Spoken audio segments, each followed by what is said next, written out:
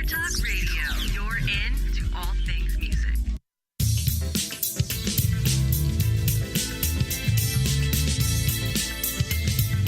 May the best brand win with Scott Robertson's Music Biz Marketing Strategies. Now, here's your host, Scott Robertson.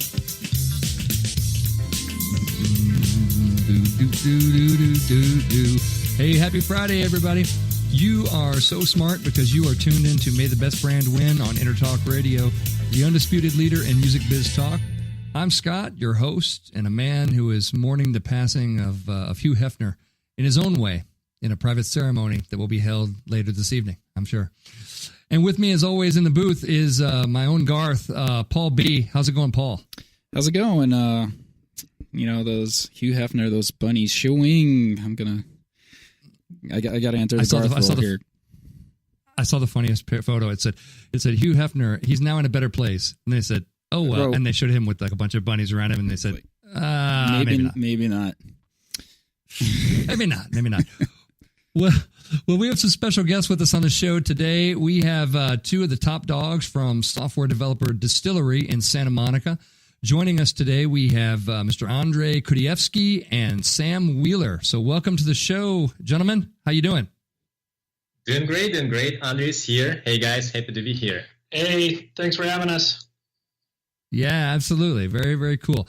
Well, it's great. I call this is episode 67 of the big show, and I call it Upwardly Mobile. We're going to talk about mobile. We're talking about software development, specifically for mobile, some, branding for mobile devices. We're going to dig into who's winning and losing in marketing this week. I mean, it's going to be a fun show. So I'm glad you guys are along for the ride this week, and we can share a bit about what you guys are up to up in Santa Monica at Distillery. So you guys are. I'll just get things started. You guys are a full service design and development company. What does that really mean to you guys? That's right, we are. So we call ourselves a full-service design and development company for a good reason.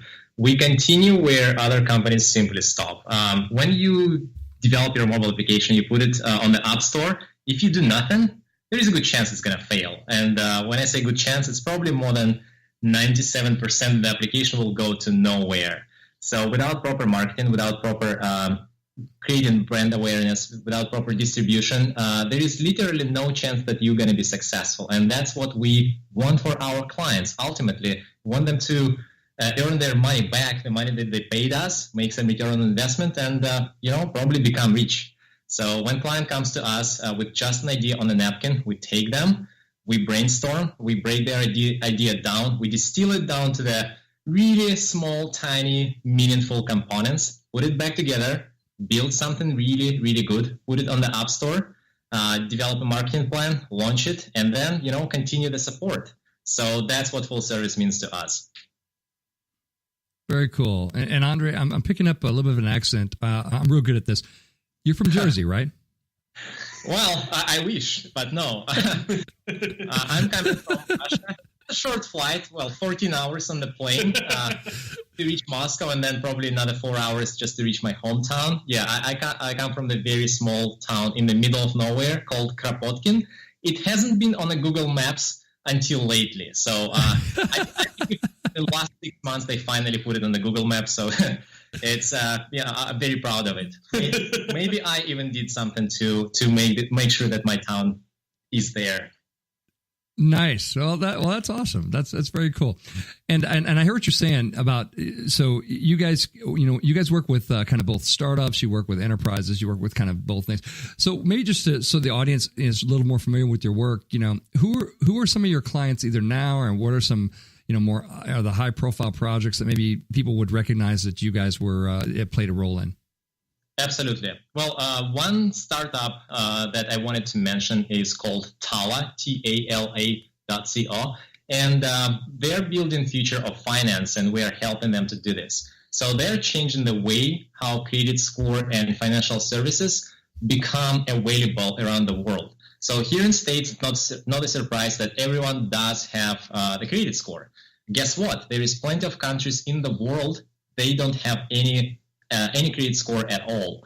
And citizens of those countries, they still need to have an access to the finances. They still need to have some loans. And that's what Tala does. They do microfinances for countries like Kenya, Philippines, Tanzania, and, something to brag about. The application that we helped develop, it's number 3 up on the Kenya Google Play market, right behind Facebook and WhatsApp. So it's damn difficult to beat Facebook and WhatsApp. So we are number 3, right after. And we're beating Snapchat in Kenya. We feel good about that. There you go. Hey, that's pretty awesome. And you guys are helping them. They do kind of it sounds like it's a microfinances or financing for citizens of Kenya and some of those areas where the banking system isn't maybe as developed. Is that what it does? Yes, absolutely correct. And there is one more client of ours that you guys may have heard of. They're called Simplicity. Right now, they're owned by Xway. It's a French enterprise. So what they do, it's basically a Dropbox, but for business. So they do storage infrastructure consolidation, file sharing across all the platforms you have ever heard of, starting from iOS, Android, macOS, Windows, Kindle Fire, BlackBerry even back in the days. Now we don't really do anything with BlackBerry. There is real-time document protection, backup, collaboration, and with all the latest news about hackers and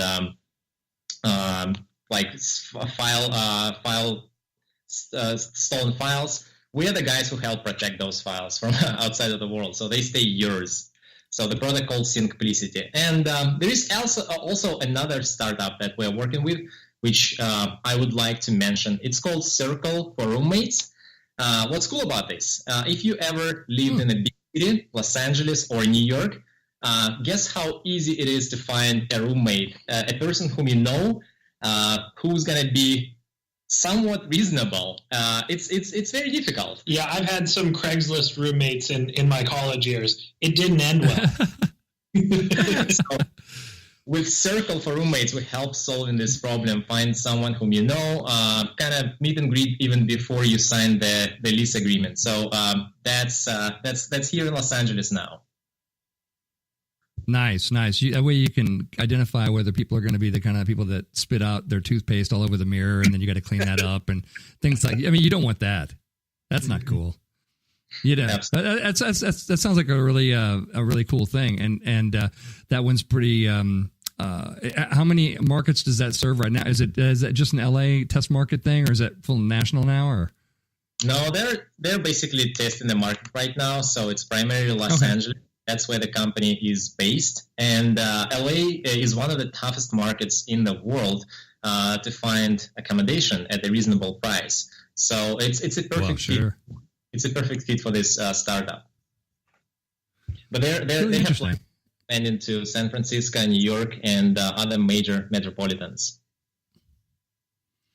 Well, that sounds pretty cool. And your team goes in, and works with them as you mentioned in the top of the show, as kind of a full service design and development. So you either work with their existing development team, or you guys become the development team and kind of work with the principals. Just I imagine it's probably different per assignment, right? Yeah, absolutely. We really like to pride ourselves in kind of building our offering around a client's existing team and workflow, right? So if you come to us and you got nothing, right? Andrey said an idea on the back of a napkin. We'll help you fully realize your idea. But you may have a technical founder, right? You may have lead developers for whichever platform you're targeting. Say it's an iOS application. You may have a lead iOS developer, but you need some help with iOS. You need some help with the back end, and you need some help with the design, right? The UX and UI. And we'll build our offering around your current infrastructure just to make sure that we add value throughout the product's lifecycle, and we can scale up and down at any given time. And we take a lot of pride in that. Very cool. And you work with both startups and enterprise teams. Do you guys have a preference as to which kind you like better? Like is a tough term, right? There's certainly pros and cons. Just from a workflow perspective, big enterprise clients, they tend to know exactly what they want and exactly how they want to go about getting it. Right. So So from initial engagement, it tends to be really straightforward and kind of a little, shall we say, easier, right? From the sales side and from the delivery side. But startups, while they may be more challenging and need a lot more flexibility, can be really fun, right? Because you're iterating really fast and you're really a part of the inceptional team, and you really have an active stake in making or breaking somebody's business. So that part of the engagement, I think we really enjoy and we really succeed at. It's important to have a balance, though. Yeah, and if I may add another angle to work with startups as well as enterprise teams, we like both. Don't get me wrong. Startups, they tend to move really fast. It's, as Sam said, really fun. You see an amazing growth. Sometimes it's tenfold in a month. It's not something unheard of. And, increasing the number of users 100% every month, that's something to, very interesting to deal with from the technology point of view. Whether for enterprise teams, you immediately get an access to a bigger problem sometimes that you need to solve, as well as to more challenging solution that you need to come up with. Enterprise teams, they are moving a little bit slower. I'm sorry to say that in front of our enterprise clients, but we try to bring this startup feel in our enterprise. Yeah. And that's important where, when there is an established company which has been on the market for 10 years and they have their own processes, policies, workflow, there is something fresh usually required to change things and shake things here and there. So that's where we come, and it was we are a small startup within the big enterprise. Yeah, I can see that. Well, my company, I work with both startups and sometimes in larger enterprise situations as well. And I can definitely relate to what you're saying. But it always kind of astounds me. A company I was meeting with last week, and we sat down and we were kind of, it was a introductory kind of meeting. And I said, okay, well, let's take a look at the marketing plan. Let's take a look at the marketing plan for this company. And then they all sort of kind of looked at each other, and they were like, well, we don't have a marketing plan. And I said, and so I kind of went, okay. And I said, so, what are you guys happy with? What are you happy with? What are you not happy with? And they said, oh, we're not happy with anything with marketing. And I said, I said, I bet you're not, I said, because, I go, usually it takes a lot of, thought-provoking conversation to figure out what's wrong. But it's like I'm an auto mechanic and I walk up to the car and they go, well, what do you think's wrong with the car? And I'm like, well, there's no tires, there's no wheels on the car. I mean, it's like there's sometimes that kind of stuff really stuns me, that people are, and I talk about it in the show a lot, that people get in such a hurry to launch stuff and to do stuff and to get tactical with stuff that they sort of miss,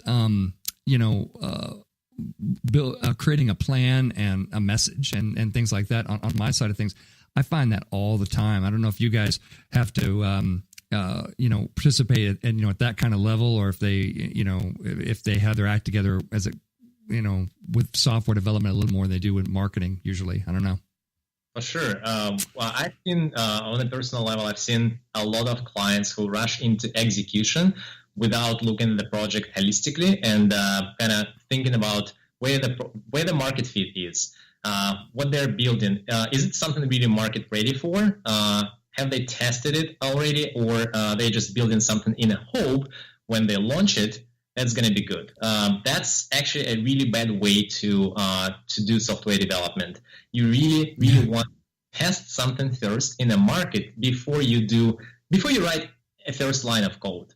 You really need to understand if it's something that market wants or needs, and if so, how big is the need? Because a lot of people simply overestimate how many users they're going to get from the day one. And usually the overestimation comes at a heavy price, because, the marketing plan that they develop is like, oh, we're going to have 50,000 users the day one, 100,000 users the day two. Well, it's safe to say that they need to divide this number by 10. And we pride ourselves of getting out when we do the market research first before we start the development. We pride ourselves in providing those numbers to our clients, so their expectations are aligned with their financials. So they know, okay, this is how much money we need to put towards the marketing. because each user acquisition will cost us $15, let's say, and then the lifetime of the user will be $30. So it makes sense to put more money upfront. I can totally agree with you that I've seen a lot of people just kind of getting straight into execution without thinking holistically about the product that they're building. Yeah, absolutely. And branding is a really big deal to you guys on your project, on all your projects. I know you mention it all over your website, but especially in terms of creating the user experience and the design of the interface and things you do. So, where do you guys start regarding a brand, and why do you feel branding is so important?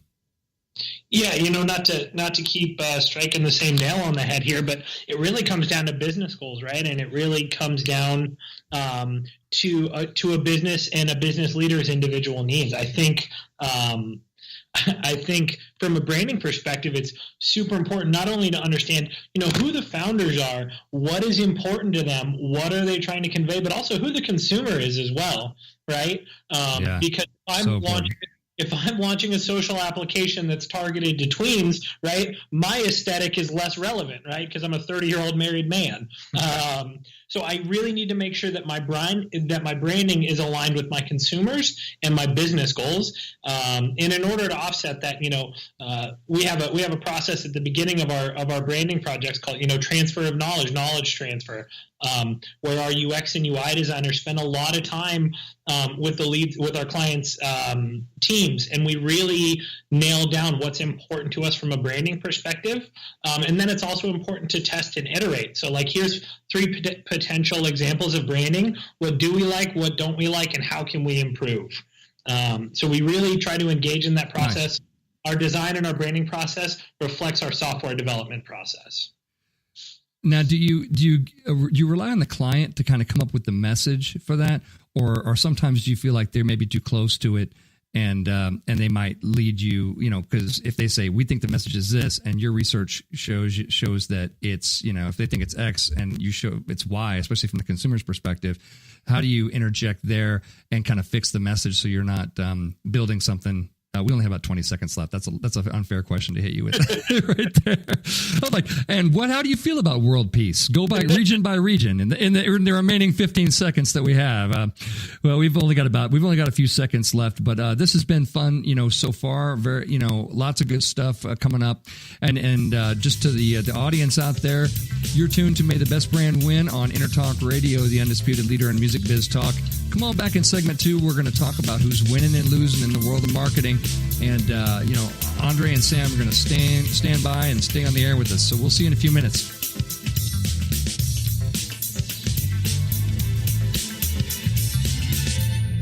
Are you serious about your music? Are you ready to run with the big dogs? The experts at Pitbull Audio have the gear to get you into the game. From leading manufacturers like Mesa Boogie, Fender, Pioneer, and American Audio. To sound your best, you need the best. Pitbull Audio can deliver in rehearsal, on stage, and into the big time. Dropping beats, shredding guitar, or making the crowd roar. Whatever you dream, Pitbull Audio can help make it happen. We are Pitbull Audio. We want you to play it loud. PitbullAudio.com. This is Jackie Bertoni from Jackie's Groove. Come join me weekly on my journey through the music business as I take you behind the velvet rope, interviewing industry notables such as Al Di Meola, Michael McDonald, and Al Jarreau, to name but a few. Listen to their stories on being in the studios recording #1 hits and onto the stages throughout the globe. Allow me to be your music historian. You can hear me live every Monday at 2 p.m. and every Wednesday at 12 noon Pacific Standard Time or 24/7 on jackiesgroove.com. Ready to get your groove on?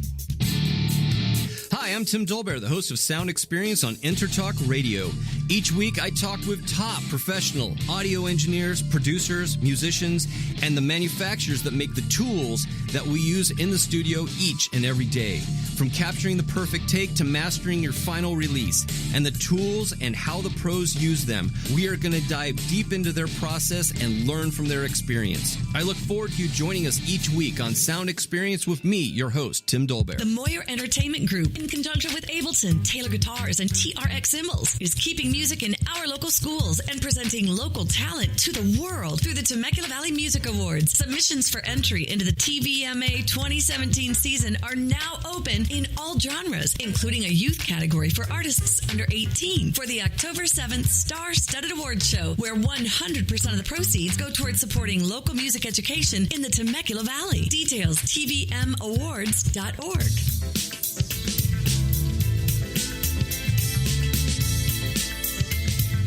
May the best brand win with Scott Robertson's Music Biz Marketing Strategies. Now, here's your host, Scott Robertson.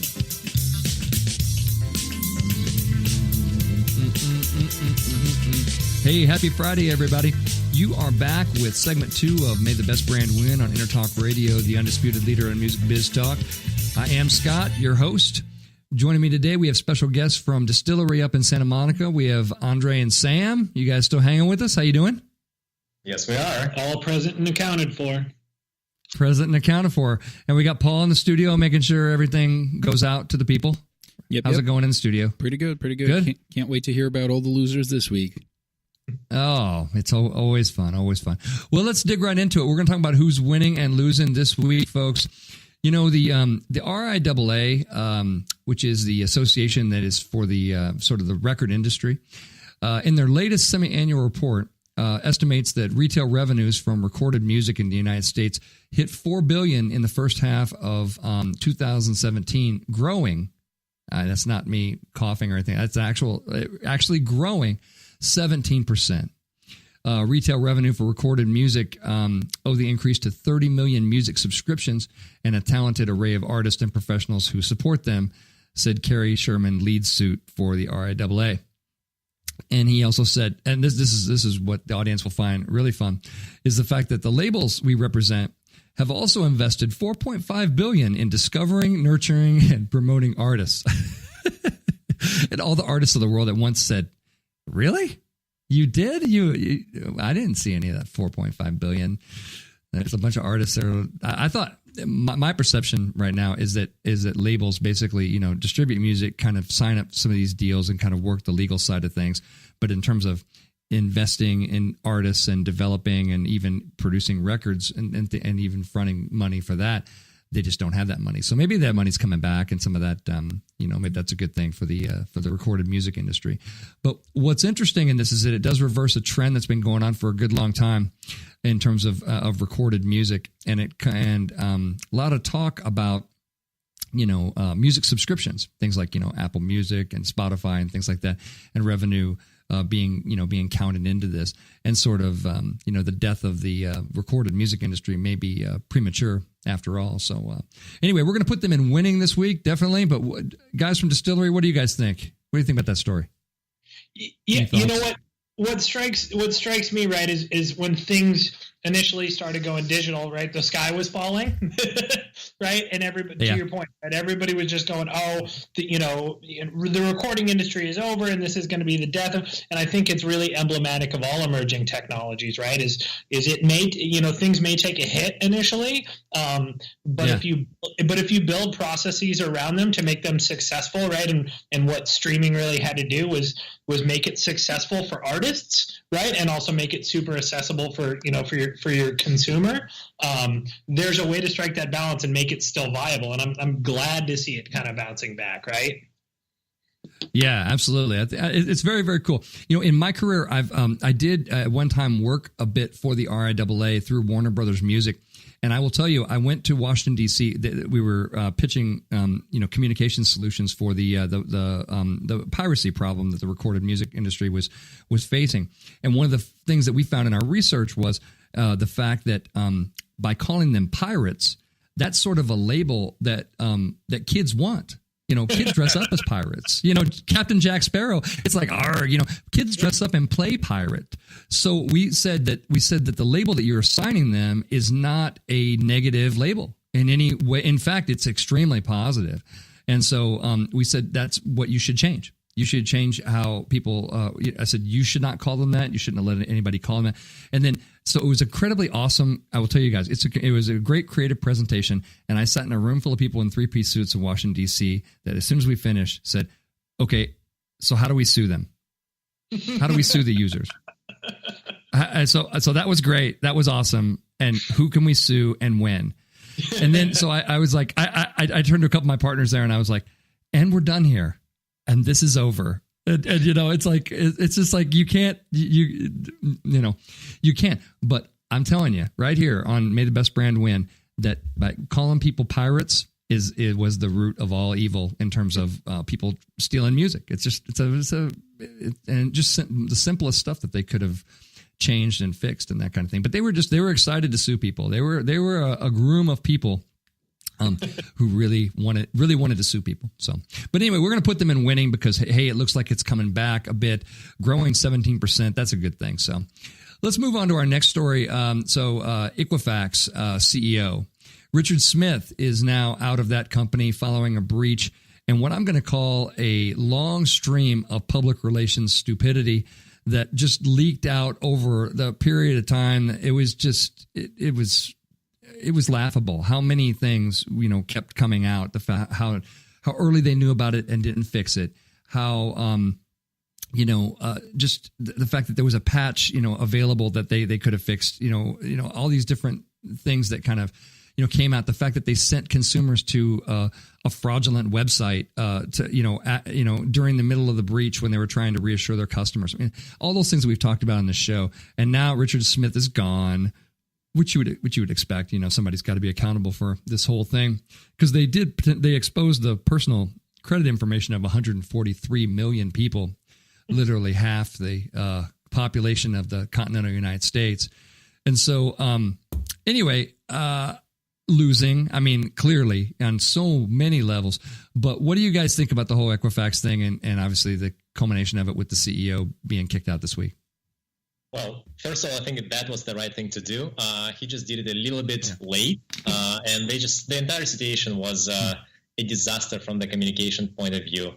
They knew about this way before the users started to get some information, and that was handled really, really poorly. So I know, crazy.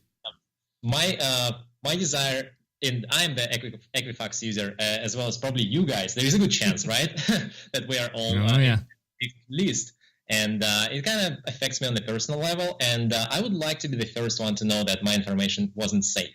And Equifax definitely didn't do a good job in this department. Yeah, absolutely. And just so much stupid. And in one crisis situation, it was, as I always mention, one of the first things you want to do in a crisis from a PR perspective is you want to get in a room with all the principals and you want to talk about how bad it really is.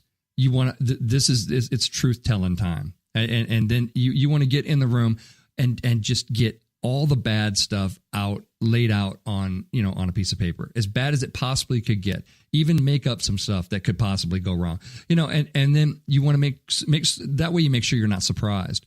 And then when you go out and you apologize for doing bad stuff, you're able to do sort of a blanket apology, because when you get these kind of things that continue to happen, it's just, it's like another swing of the axe at the tree trunk that is your brand. It's just, it ends up being this thing where people they've heard about you in so many negative ways for so long that they just completely lose trust, So we're going to put Equifax clearly in losing once again. And Richard, for not handling things, is looking for another multi-billion-dollar a year assignment as CEO. Let's move on to our next story, which is this is interesting. Russia. So we got Andrey on here. We got Paul who's got Russian roots back in the booth. We can talk about Russia and how they're messing with our social media accounts. Attempts by Russia-linked social media accounts to influence events in the United States apparently were not limited to last year's U.S. election, and a network of Twitter accounts with suspected links to Russia, as reported on CNET yesterday, were used to stoke the controversy over whether NFL players should stand for pregame performances of the national anthem. So the accounts pushed both sides of the debate with hashtags like hashtag boycott NFL, hashtag stand for our anthem, hashtag take a knee, and that kind of thing. This is really interesting to me that there are entities in Russia that are kind of not necessarily trying to influence one side, but just saying, well, let's influence both sides and see how they act. I mean, it's like, okay, I guess we're the kind of like the laboratory rats for a bunch of Russian hackers, and it's pretty interesting. It's the data behind it is pretty interesting, and certainly people know the controversy. The NFL has been dealing with for quite some time associated with it, but now we see that some of the things that are really stoking the fires on social media may not even be, from Americans or from any entities that have, any interest in doing that. So I don't know. What do you guys think of that story? I think that's either not. I think it's kind of losing, but it's kind of just interesting. It's weird. I think it's losing simply because Twitter has struggled for years to rein in the fake accounts, overrunning its platform. And, there are bots right now everywhere on Facebook and Twitter that can pose as Americans, and then the platform is ultimately responsible for keeping them at bay. And Twitter has never been successful at doing this, so for sure it's a loser. Yeah, absolutely, it's a loser. That's an interesting. It's just interesting. The fact that folks might be like I said, it could be it could be a bot. There could be some. Folks with these, in Russia, creating these bots and saying, hey, this will be fun. Let's set them up on both sides and see how much traffic we can generate and see how much fun that would be. It's kind of interesting. Interesting story. Let's move on. Here's a winner. I found a ski resort in, a ski resort in Utah called Snowbird, which is known for its difficult slopes. Now, it had a marketing approach that was really, really cool. They took it's actually brilliant. They used a 1-star review for their resort. They got a 1-star review, and they used it as inspiration to create a really good ad. So people ask me all the time, what do you do if you get negative reviews, online? What do you do? Do you cover them up? Do you do, quote unquote, online brand reputation and create more content and push it down? And I'm always like, I always look for a way to lean into it. And this ad, which is great, and I encourage you to check out the story. I found it on medium.com. It's called A Ski Resort Used a 1-Star Review, and it's brilliant ads. And it's fantastic. The ad is a double-page spread. It shows the ski resort, the Snowbird ski slopes. It shows a guy wiping out sort of in the on the left-hand page, close to the reader. And then the copy just shows 1 star. And then it says too advanced. It says this guy Greg from LA gave them a 1-star review because the mountain was mean. And it says I had a really hard time on these hills. I heard this was really tough, but and it shows this guy wiping out. It's probably not Greg, I would guess. But they took this 1-star review and really leaned into it and used it as an example to say, without even having to say anything. They just placed the ad and showed it. And to experience it's funny. It catches your eye. The ad is, first of all, it's brilliantly designed. It's beautifully done. And it's a great way and a brilliant way to use negative reviews. Or potentially negative reviews. You don't always have to get in and fight with people over their opinion. This guy wasn't a very good skier. He skied a very hard, a resort in Utah that had difficult slopes. He busted his butt. He gave it a 1-star review, and they featured him on, in the ad. I thought it was brilliant execution and a great way to lean into this thing. So I encourage you to check out that story as well. What do you guys think of that one? Yeah, I completely agree with your assessment, right? I'm looking at the ad now. It's beautiful. It's brilliant. It's funny, right? So it's lighthearted. And at the same time, I think it really drives to the point of, look, your product or service may not be for everybody, right? And it's okay to not try to pander to your edge cases, right? And I think what this did is double down on who they know is their core, their core customer, their core user, their core consumer, however you want to put it, is somebody who appreciates and enjoys the challenge. I think that's super refreshing. Yeah, I do too. And I think the marketing profession as a whole, they're like, we'll take reviews, but we only want them to be positive. And that is just not realistic. When my clients, I run product review programs for guitars, for technology items, for all kinds of different stuff. And I always tell them, I say, look, not everybody's going to like it, and not every editor's gonna go down our talking points one for one. And I said, and the success of doing reviews is being real and establishing trust. And if you're the kind of, I get suspicious of brands that are out there and get nothing but positive reviews, because I am familiar with the body of work known as RottenTomatoes.com, and that online body of work.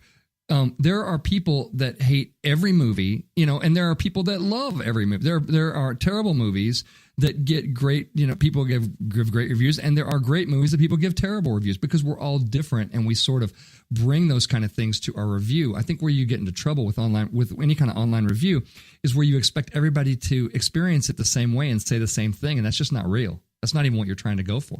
So anyway, big kudos to the ski resort, and I encourage you to check out that story.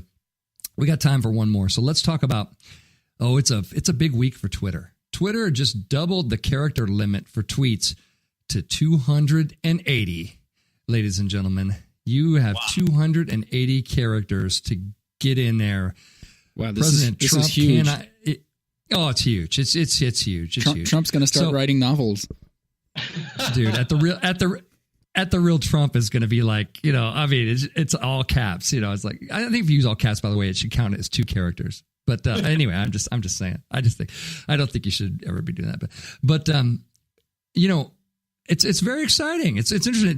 280 characters. Now you can write a whole little story and article around. And of course, people don't like to read anymore. But if they did, they would read what you were doing at 280 characters. What do you guys think of the whole bit of 280 characters versus 140, or do you care? Andrey, do you have an opinion? I have one, but I'm going to tell you. All right. Well, wait for me. I think it's a bold move for sure, and everyone was surprised. They were thinking about increasing the character limit up to 10,000 at some point, and users didn't really bite it. So 280 is a middle ground. As a Twitter user, not necessarily happy with that, but I still think that Twitter needs to do something in order to get its user growth back to where it should be. Yeah, everybody uses Twitter, but they don't seem to ever be successful. I mean, that could be a segment for another time. I don't know. Oh, go ahead, Sam. What you got? Yeah, no, I was just going to say, from a casual Twitter user's perspective, it's just it's just not doing it for me, right? For brands or something like that who use Twitter, it might be great. You have more expansive room to get your message across. But for somebody who spends time on Twitter, now my aunt's online rants can be twice as long that I have to read. And at the real Trump. Right? Very cool.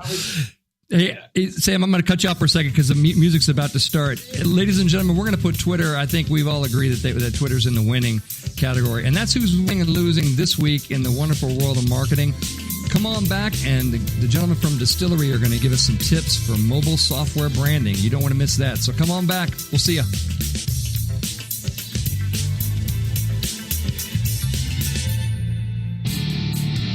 I'm Tim Dolbear, the host of Sound Experience on Intertalk Radio. Each week, I talk with top professional audio engineers, producers, musicians, and the manufacturers that make the tools that we use in the studio each and every day. From capturing the perfect take to mastering your final release, and the tools and how the pros use them, we are going to dive deep into their process and learn from their experience. I look forward to you joining us each week on Sound Experience with me, your host, Tim Dolbear. Are you serious about your music? Are you ready to run with the big dogs? The experts at Pitbull Audio have the gear to get you into the game. From leading manufacturers like Mesa Boogie, Fender, Pioneer, and American Audio. To sound your best, you need the best. Pitbull Audio can deliver in rehearsal, on stage, and into the big time. dropping beats, shredding guitar, or making the crowd roar. Whatever you dream, Pitbull Audio can help make it happen. We are Pitbull Audio. We want you to play it loud. PitbullAudio.com. Make this your vinyl night. I'm John J.R. Robinson, and every week, music creation comes alive through stories, experiences, and sounds when vinyl records filled our hearts and minds. My friends and I share our tips and techniques used in creation of iconic tracks for recording artists such as Michael Jackson, Eric Clapton, Quincy Jones, and Steve Winwood, to name a few. Vinyl has emerged hot, and the soul of vinyl defines art and passion which burns deepest at night. Tune in every Wednesday at 2 p.m. Pacific Standard Time on EnterTalkRadio.com. This is Jackie Bertoni from Jackie's Groove. Come join me weekly on my journey through the music business as I take you behind the velvet rope, interviewing industry notables such as Al Di Meola, Michael McDonald, and Al Jarreau, to name but a few.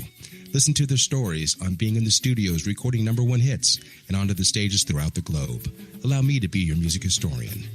You can hear me live every Monday at 2 p.m. and every Wednesday at 12 noon Pacific Standard Time or 24/7 on jackiesgroove.com. Ready to get your groove on?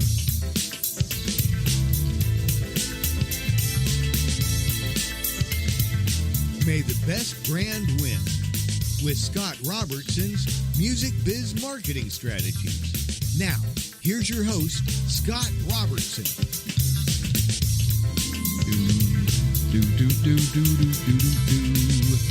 Hey everybody, you are so smart because you are back with May the Best Brand Win on Intertalk Radio, the undisputed leader in music biz talk.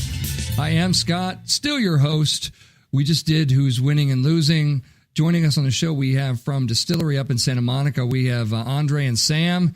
You guys having fun out there still? Absolutely. So much. Excellent. We got Paul, who always. What was your favorite winning and losing thing, Paul? What do you got? What do you got for us this week? I've actually seen that ad with a guy wiping out on the ski slopes. It's awesome. It's just like you just see this explosion of powder, and there's just like his arm sticking out from under there. It's one review. Too hard. Greg. Poor Greg, man. That's what I got to say. Oh, that was a good one. I like that one. Well, good, man. Well, we are back with segment 3. And, for you, the listening audience at home, Distillery has come up with some tips for mobile software branding that they're going to share with us now. And so without further ado, Andrey and Sam, what is your first tip for us? Yeah, I think the number one and our first tip for mobile marketing is make your website mobile friendly, right? So there's two types of design when it comes to mobile, and one is mobile responsive, and that's where we advocate developing your website, which means your website is designed to be accessed from a mobile device. Mobile devices can accommodate all web pages, but I think we've all been on a web page on our mobile device that just doesn't look right. Yeah. Because it's been scaled to kind of just smush into a limited space, as opposed to responsive mobile design, which is where your web page is designed to be accessed and the information that you're going to exchange with it from a mobile device as well. And with the research pointing to how much online time people are spending on their mobile devices, it's super important. Yeah, absolutely. Now, a lot of people think that. And this may not be. We can do some myth busting right here. So, if you design a website in WordPress, is that site automatically mobile friendly? Well, there is a short answer. No, it's not. Okay, all right. That was a short answer. Thanks everybody for coming today. It's been a great show. I know, and I'm just keep going. Sorry, no. Sorry, keep going with the long answer. Go ahead. Yeah, with the right tools and the right hands and bright head, you can do a responsive design even Word. I see. Okay, but it's not automatically done that way. You have to be looking at things, and there can be anomalies, right, that come up even on WordPress sites that don't display well. Isn't that right? Absolutely. So WordPress is by design tries to do mobile optimization everywhere where it's possible. But if unsophisticated user try to implement something that would work ultimately on all the devices across all the platform, there is a good chance that they will fail, because things will be different on iPhone 10, for example, which is a new platform that's coming out November this year. And WordPress might not support the older devices, like smaller Android phones. If we go into Amazon devices, Kindle Fire, for example, it's not something that WordPress supports right off the bat, so you have to install some plugins. That's why I said the short answer is no, but the longer answer is once you have some knowledge and you have some time, WordPress is actually a great platform to design mobile-optimized website. Very, very cool. All right, so your first tip is make sure that your website is going to be mobile friendly. Make sure it has responsive design and implementation. What's your second tip? I think our next tip is make it indexable, right? Make your website or your mobile app freely discoverable through something as cursory as a Google search, right? As your brand and your awareness is starting to grow, it's really important that people can find you and can access you in a meaningful way, right? And that's not only through a Google search, but you also want to make sure there's steps to take to make sure that you're indexable on the Apple or Google Play Store as well. Yeah. And with the recent redesign of App Store, basically right now when you go on your Today screen, guess how many apps you see immediately? Only 2. There is one big app screen, and then there is another one just sticking out from the bottom. So the exposure is very, very limited, and this space becomes very, very expensive. So with the right set of keywords, when you submit your application to the App Store or to Google Play, developers can optimize the discoverability of their mobile applications, and that's very, very important. So, for example, you decided to design the application for, AA club. What kind of keywords will you put into it? If you designed a game that is as simple as, clicking the buttons and there is a person jumping from one place to another, what kind of keywords will you come up with? And think about from the user perspective, because they're going to be searching for a game. Will they find it using those keywords? So that's very important to come up with the right keywords in order to make sure that your app is indexed correctly and it's discoverable. Very cool. Do you guys do any games, by the way? Do you guys ever do games? We do 2D games. The 3D games is not necessarily our core expertise, but we love games. Those are fun. Yeah. Are you guys doing anything with augmented reality? Especially some of the stuff that Apple has come online with augmented reality? We have started getting into this field. It's white hot right now, and especially that even major brands like Apple, they integrated the native support of AR, VR into their new iOS 11. Look, it's not just here. It's not coming up. It already came. It's here. VR and AR, sure. It's the way to go. Yeah, my kids played the Pokemon Go for quite some time, and you know, I had to stop at many a park and restaurant I would never stop at so we could go catch some animal I couldn't pronounce its name, you know. But it was quite a thing for a while. I wonder if that's really died down, or if maybe it's just not as, you know, it's not in the forefront. I wonder if people are still doing that or not. It's not in the forefront, but I went to New York recently, and I was walking right next to Central Park in Manhattan, and there was like a group of people out of nowhere, just kind of in the middle of the street. It's like, hey guys, what? Basically, I got a question. What are you doing here? And then they told me there is a Pokestop, and they're training their Pokemon. So whatever. And honestly, I've never played Pokemon Go, so. Guilty as I am, I was surprised to see a group of people in a random place in Manhattan doing something that I didn't understand. So it died down, but there are still hardcore fans that are still doing this. Yeah, and the public, and I think the public, you know, they got a view of kind of you know, what's possible with augmented reality too, with that, you know, and in sort of a, you know, and then marketing companies start to say, how can we use this to sell more stuff? Wait. Yeah. That was the first case when AR actually reached out to all the consumers that had no idea that they are even using AR. Yeah, no kidding. Interesting. Well, what is your guys' third tip for mobile software branding? So it relates very meaningful to being indexable, right? Is effective SEO or search engine optimization. Sure. Making sure that the right people are getting eyes on your product and getting eyes on what you want them to see. And how would you, you guys obviously offer some, do you guys outsource that, or do you have people in-house that help do that for some of your clients? You bring that into the team, or how does that work with you guys? Yeah, we partnered up with a reputable SEO company that takes care of our client needs when they're launching their application, just making sure that they have an access to the best resources. I wouldn't be lying if I say that we are the best SEO experts in the field. No, we're really, really good software developers. We know everything about mobile development, but SEO is not our field. That's why we had to find a good company that can do this for us.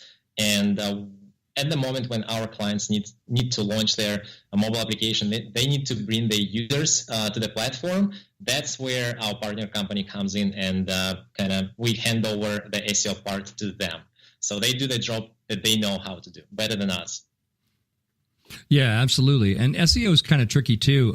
Occasionally I get pulled into it, from a marketing perspective, because, it's just so important, for clients. But, obviously, the rules can change, and the rules do change, pretty often, from the big folks, like Google and the other search engines as well. And so you kind of have to get to know. I always ask people, I said, if they're an expert in search engine optimization, it's like, does that include this morning?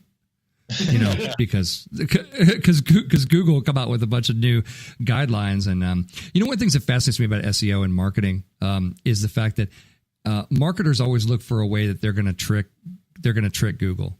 They're like, oh, we're going to stuff a bunch of keyword tags in here. Oh, and then Google's like, now we launched a new version. It's not going to do that. No, bad marketers. And then, for a while there, especially in the PR profession, they were like, everybody should do press releases, because that's a way to get search engine optimization. You put them up on PR web and you get the best SEO and this kind of thing. And people used to ask me in panel, several years ago, they used to ask me in panel, discussions on that kind of stuff, and they say, "What's your feeling on that?" And I'm like, "I'm like, a news release is for the media." I'm like, so if you're creating things that are designed to kind of look like a news release, it's only a matter of time before Google, which is not a small company, it has lots of employees that are going. You're not going to be ahead of them. Odds are, for very long. You might be for a short period of time, but I always think it's kind of fascinating how Google tries to stay a step ahead of the marketers who look for ways that they can trick Google and say, we don't really belong on the first page, or anything, but we're going to try to find a way to squeeze ourselves on here, by just doing, the tactic of the day kind of thing. And then Google's like, oh God, marketers, now we gotta come out with something new. So right. Well, it's interesting. Something that I wanted to mention as well, sometimes people just really focus on bringing the traffic in to their mobile application or to the website, and they don't necessarily understand what kind of traffic they are bringing. So if we're talking about mobile app users, you really want to bring someone who will be using your application, who will not delete it the day one, or actually the first minute that they opened it, someone who actually will enjoy your app. So which means you can spend the same amount of money of bringing 100 users who will eventually end up using your app for years, and then spend the same amount of money bringing 10,000 visitors, and no one will convert. No one will even download your application. So that's something that we help our clients with, and just kind of point them into the right direction, saying, look, always think about your users first when you think about what kind of marketing strategy and SEO you are going to use and you're going to spend money on. Yeah, that's great advice. What is your fourth tip? Our fourth tip is leverage some type of influencer outreach or influencer platform. Nice. The app economy is typically really dominated by people who are very active on social media. So to get the right people, influencer marketing is a very people are of two minds on influencer marketing, but it has been proven in the right cases to show really good ROI, right? To really bring the right people to your product and get them to engage with it in a meaningful way. So rather than just finding somebody with 2 million Instagram followers and sending them a direct message, we recommend using a platform where you can really quantify what kind of ROI you're getting and who's coming to your product based off your various sources. I can think of influencer platforms like Creator IQ as a really good example of not only ways to engage the right influencer, but to track longitudinally how successful your campaign is going.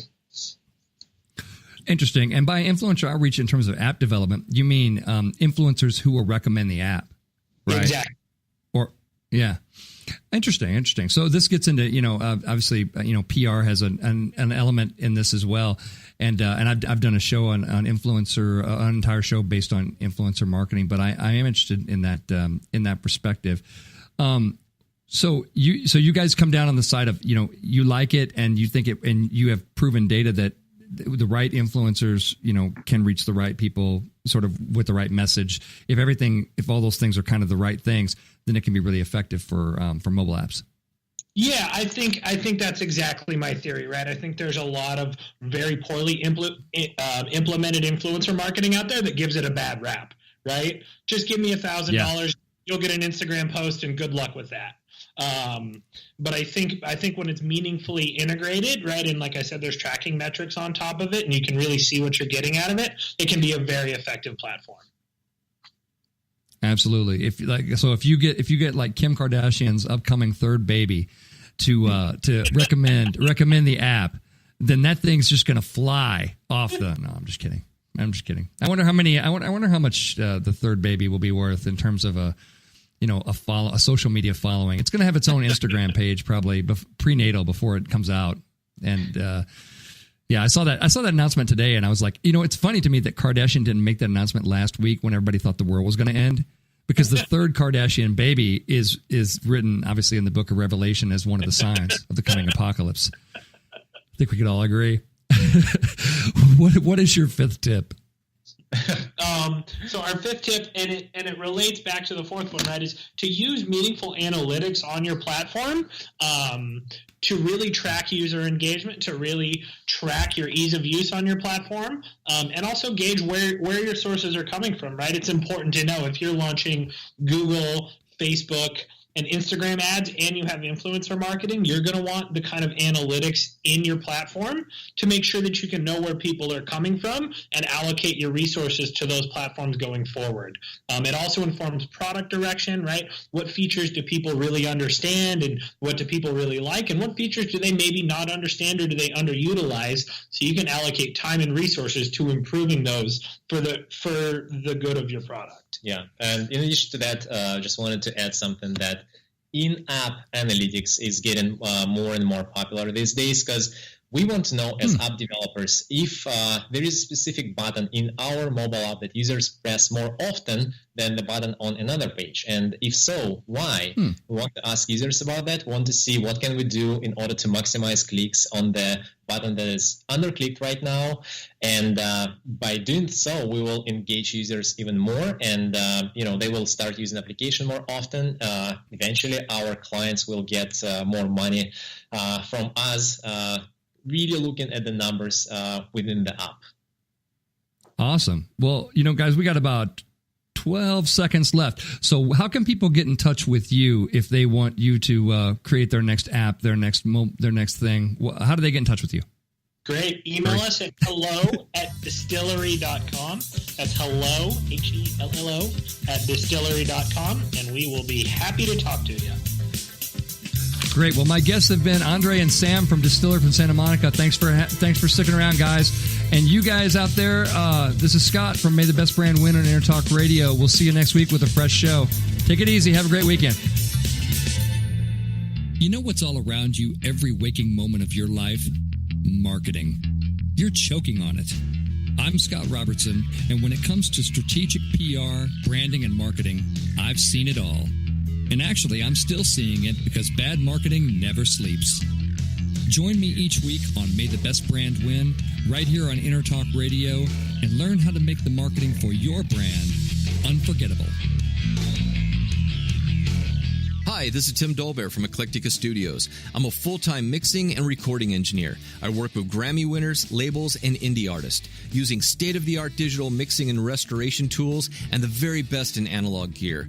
Really, though, it's my ability to bring tracks to life and fulfill your vision for your music. This has made me sought after by producers and artists worldwide. So spend your time working on music and not chasing a mix down a rabbit hole.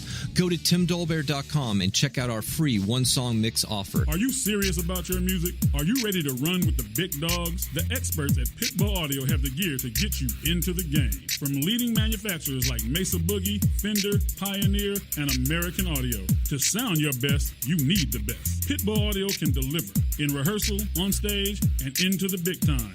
Dropping beats, shredding guitar, or making the crowd roar. Whatever you dream, Pitbull Audio can help make it happen. We are Pitbull Audio. We want you to play it loud. PitbullAudio.com. This is Jackie Bertoni from Jackie's Groove.